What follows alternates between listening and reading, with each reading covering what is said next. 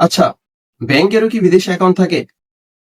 আজকে আমরা নস্ট্র এবং ভস্ট্র অ্যাকাউন্টের রহস্য উন্মোচিত করব। আমরা সাধারণত কি ভাবি যে ব্যাংক শুধু গ্রাহকদের জন্য অ্যাকাউন্ট পরিচালনা করে, কিন্তু আন্তর্জাতিক লেনদেন সহজ ও নিরাপদভাবে সম্পন্ন করার জন্য ব্যাংকগুলোরও কিন্তু বিদেশি অ্যাকাউন্ট থাকে।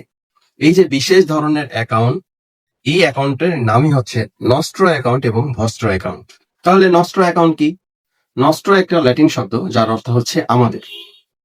তাহলে যখন একটি দেশীয় ব্যাংক বিদেশি মুদ্রায় কোনো বিদেশি ব্যাংকের কাছে অ্যাকাউন্ট খোলে, তখন সেই অ্যাকাউন্টকে নস্ট্র অ্যাকাউন্ট বলা হয়। আসলে একটা উদাহরণ দিই। ধরুন বাংলাদেশের একটি ব্যাংক যুক্তরাষ্ট্রের একটি ব্যাংকে মার্কিন ডলারে অ্যাকাউন্ট খুলেছে। যুক্তরাষ্ট্রের যে মুদ্রা সেটার নাম মার্কিন ডলার, অর্থাৎ বাংলাদেশের একটা ব্যাংকের সোনালী ব্যাংক হতে পারে।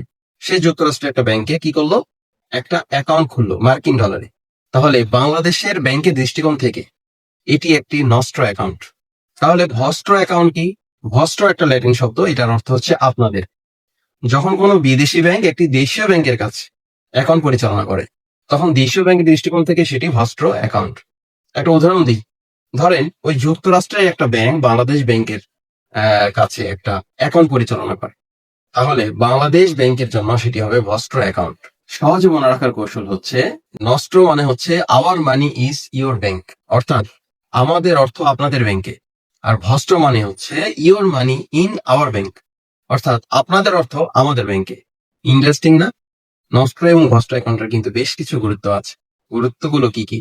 এটা আন্তর্জাতিক অর্থ স্থানান্তর সহজ হয়, আমদানি এবং রপ্তানি বাণিজ্যে কিন্তু সহায়তা করে, এরপর দ্রুত রেমিট্যান্স এবং নিরাপদভাবে রেমিট্যান্স পৌঁছাতে কিন্তু সহায়তা করে, এবং যে বৈদেশিক মুদ্রা এটার লেনদেনটা কিন্তু সহজ হয়।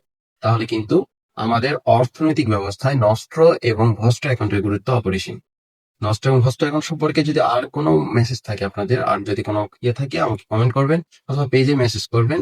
এরকম ভিডিও টাইমলাইনে শেয়ার করে রাখবেন এবং যাতে অন্যরা দেখার সুযোগ পায়।